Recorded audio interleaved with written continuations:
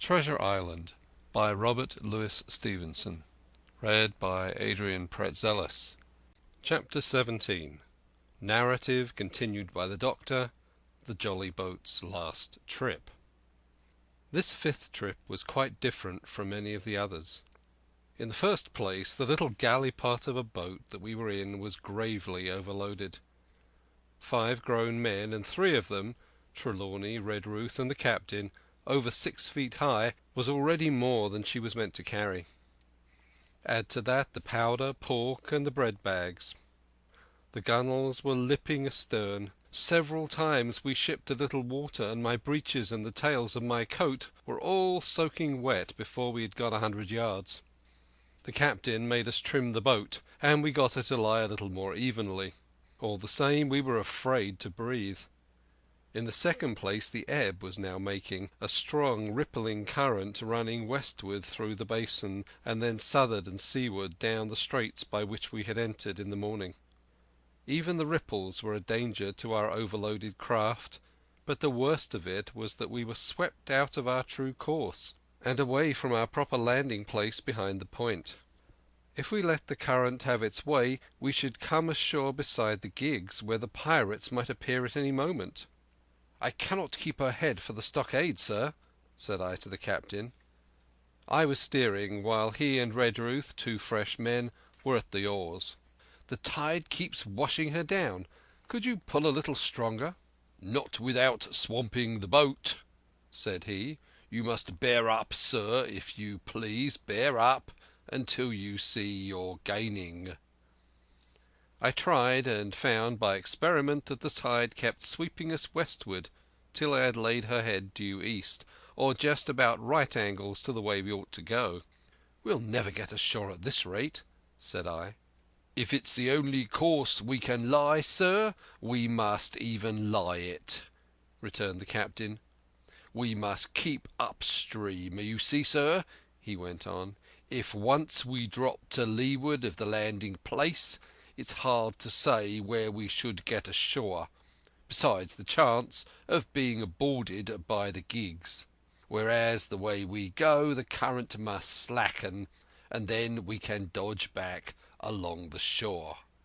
"The current's less already, sir," said the man Gray, who was sitting in the foresheets. "You can ease her off a bit." "Thank you, my man," said I, as if nothing had happened, for we had all quietly made up our minds to treat him like one of ourselves. Suddenly the captain spoke up again, and I thought his voice was a little changed. "The gun," said he. "I have thought of that," said I, for I made sure he was thinking of a bombardment of the fort. "They could never get the gun ashore, and if they did, they could never haul it through the woods." "Look astern, Doctor," replied the captain. We had entirely forgotten the long 9, and there, to our horror, were the 5 rogues busy about her, getting off her jacket, as they called the stout tarpaulin cover under which she sailed. Not only that, but it flashed into my mind at the same moment that the round shot and the powder for the gun had been left behind, and the stroke of an axe would put it all into the possession of the evil ones aboard. "Israel was Flint's gunner," said Gray hoarsely. At any risk we put the boat's head directly for the landing place.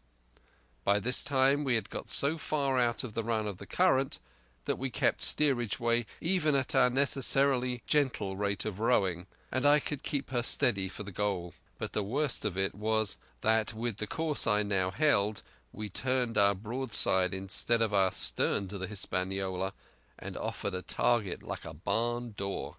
I could hear as well as see that brandy-faced rascal Israel Hands plumping down a round shot on the deck. "Who's the best shot?" asked the captain. "Mr. Trelawney out and away," said I. "Mr. Trelawney, will you please pick me off one of those men, sir? Hands, if possible," said the captain. Trelawney was as cold as steel. He looked to the priming of his gun. "Now," cried the captain, "easy with that gun, sir, or you'll swamp the boat. All hands stand by to trim her when he aims." The squire raised his gun, the rowing ceased, and we leaned over to the other side to keep the balance, and all was so nicely contrived that we did not ship a drop. They had the gun by this time slewed around upon the swivel, and Hans, who was at the muzzle with the rammer, was in consequence the most exposed. However, we had no luck, for just as Trelawney fired, down he stooped, the ball whistling over him, and it was one of the other four who fell. The cry he gave was echoed not only by his companions on board, but by a great number of voices from the shore, and looking out in that direction I saw the other pirates trooping out from among the trees and tumbling into their places in the boats. "Here come the gigs, sir," said I. "Give way, then," said the captain. "We mustn't mind if we swamp her now. If we can't get ashore, all's up." "Only one of the gigs is being manned, sir," I added. "The crew of the other is most likely going around by shore to cut us off." "They'll have a hot run, sir," returned the captain. "Jack ashore, you know. If it's not them I mind, it's the round shot. Carpet bowls! My lady's maid couldn't miss. Tell us, squire, when you see the match, and we'll hold water."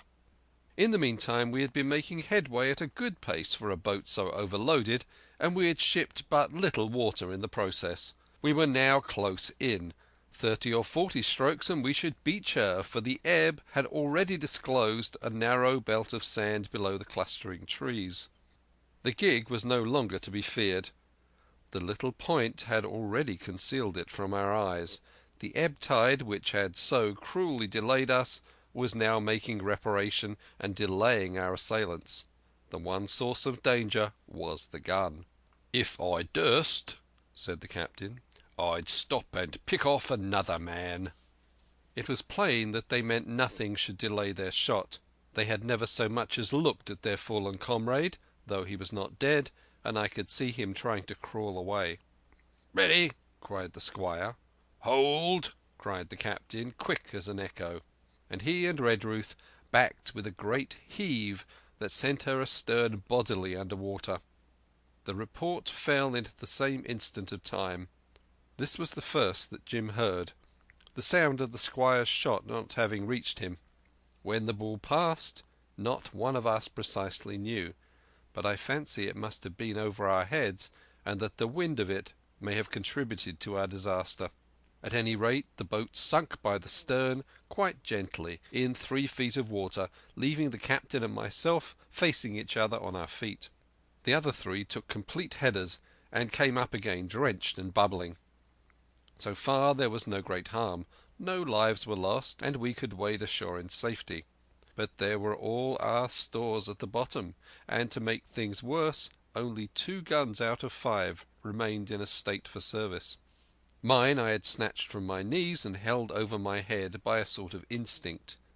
As for the captain, he had carried his over his shoulder by a bandolier, and, like a wise man, lock uppermost.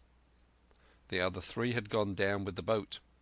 To add to our concern, we heard voices already drawing near to us in the wood along the shore, and we had only the danger of being cut off from the stockade in our half-crippled state, but the fear before us whether, if Hunter and Joyce were attacked by half a dozen, they would have the sense and conduct to stand firm. Hunter was steady, that we knew. Joyce was a doubtful case. A pleasant, polite man for a valet, and to brush one's clothes, but not entirely fitted for a man-of-war. With all this in our minds, we waded ashore as fast as we could, leaving behind us the poor jolly boat and a good half of all our powder and provisions. End of chapter 17. Chapter 18. Narrative continued by the Doctor. End of the first day's fighting. We made our best speed across the strip of wood that now divided us from the stockade, and at every step we took the voices of the buccaneers rang nearer. Soon we could hear their footfalls as they ran, and the cracking of the branches as they breasted across a bit of thicket. I began to see we should have a brush for it in earnest, and looked to my priming. "Captain," said I, "Trelawney is the dead shot. Give him your gun. His own is useless." They exchanged guns, and Trelawney, silent and cool as he had been since the beginning of the bustle, hung a moment on his heel to see that all was fit for service. At the same time, observing Gray to be unarmed, I handed him my cutlass. It did all our hearts good to see him spit in his hand, knit his brows, and make the blade sing through the air. It was plain from every line of his body that our new hand was worth his salt. 40 paces farther we came to the edge of the wood and saw the stockade in front of us. We struck the enclosure about the middle of the south side, and almost at the same time 7 mutineers, Job Anderson the boatswain at their head, appeared in full cry at the southwestern corner. They paused as if taken aback, and before they recovered, not only the squire and I, but Hunter and Joyce from the blockhouse had time to fire. The 4 shots came in rather a scattering volley, but they did the business. One of the enemy actually fell, and the rest, without hesitation, turned and plunged into the trees. After reloading, we walked down the outside of the palisade to see the fallen enemy. He was stone dead, shot through the heart. We began to rejoice over our good success, when just at that moment a pistol cracked in the bush, and a ball whistled close past my ear, and poor Tom Redruth stumbled and fell his length on the ground. Both the squire and I returned the shot, but as we had nothing to aim at, it was probable we only wasted powder. Then we reloaded and turned our attention to poor Tom. The captain and Gray were already examining him, and I saw with half an eye that all was over. I believe the readiness of our return volley had scattered the mutineers once more, for we were suffered without further molestation to get the poor old gamekeeper hoisted over the stockade and carried, groaning and bleeding, into the log-house. Poor old fellow! He had not uttered one word of surprise, complaint, fear, or even acquiescence from the very beginning of our troubles till now, when we had laid him down on the log-house to die. He had lain like a Trojan behind his mattress in the gallery. He had followed every order silently, doggedly, and well. He was the oldest of our party by a score of years, and now, sullen, old, serviceable servant, it was he that was to die. The squire dropped down beside him on his knees and kissed his hand, crying like a child. "Be I going, Doctor?" he asked. "Tom, my man," said I, "you're going home." "I wish I had had a lick at 'em with the gun first," he replied. "Tom," said the squire, "say you forgive me, won't you?" "Would that be respectful like from me to you, squire?" was the answer. "Howsoever it be, Amen." After a little while of silence he said he thought somebody might read a prayer. "It's the custom, sir," he added apologetically, and not long after, without another word, he passed away. In the meantime the captain, whom I had observed to be wonderfully swollen about the chest and pockets, had turned out a great many various stores: the British colours, a Bible, a coil of stoutish rope, pen, ink, the log-book, and pounds of tobacco. He had found a longish fir tree lying felled and cleared in the enclosure, and with the help of Hunter he had set it up at the corner of the log-house, where the trunks crossed and made an angle.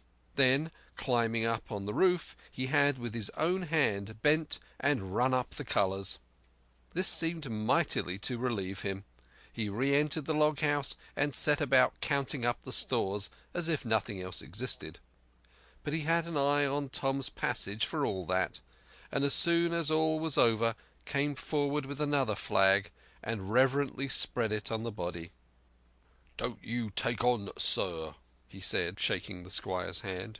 "All's well with him. No fear for a hand that's been shot down in his duty to captain and owner.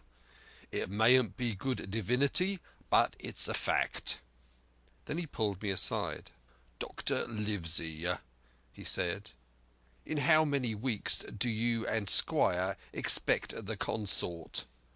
I told him it was a question not of weeks but of months.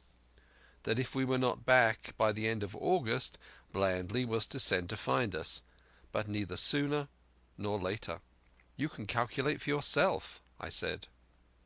"Why, yes," returned the captain, scratching his head. "And making a large allowance, sir, for all the gifts of Providence, I should say we were pretty close hauled." "How do you mean?" I asked. "It's a pity, sir, we lost that second load, that's what I mean," replied the captain. "As for powder and shot, we'll do, but the rations are short, very short. So short, Dr. Livesey, that we're perhaps as well without that extra mouth." And he pointed to the dead body under the flag. Just then, with a roar and a whistle, a round shot passed high above the roof of the log house and plumped far beyond us in the wood. "Oh-ho!" said the captain. "Blaze away! You've lit enough powder already, my lads." At the second trial the aim was better, and the ball descended inside the stockade, scattering a cloud of sand, but doing no further damage. "Captain," said the squire, "the house is quite invisible from the ship. It must be the flag they're aiming at. Would it not be wiser to take it in?" "Strike my colours!"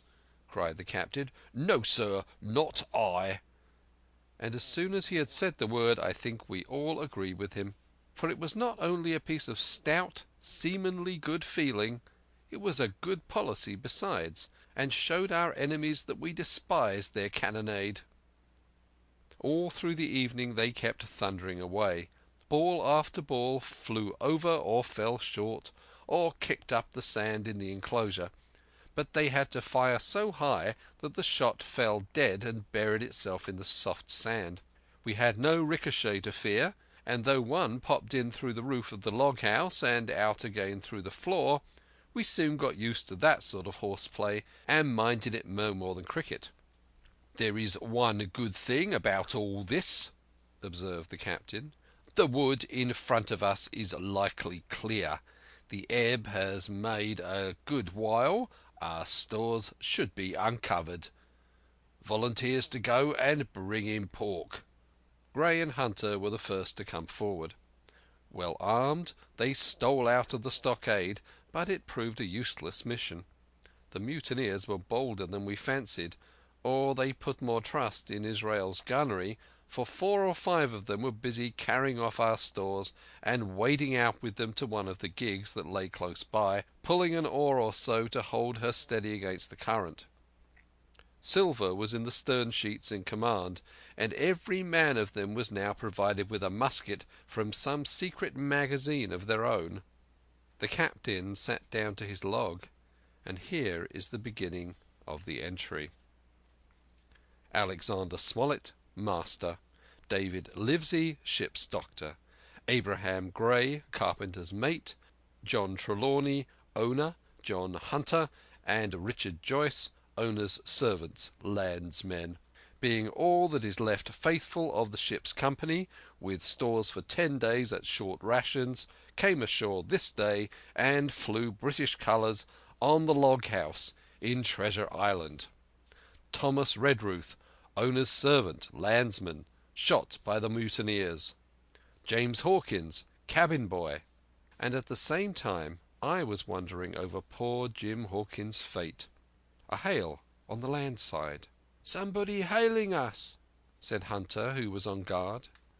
"Doctor, Squire, Captain, hello, Hunter, is that you?" came the cries.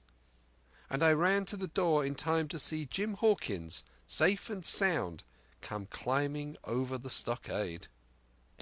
Chapter 18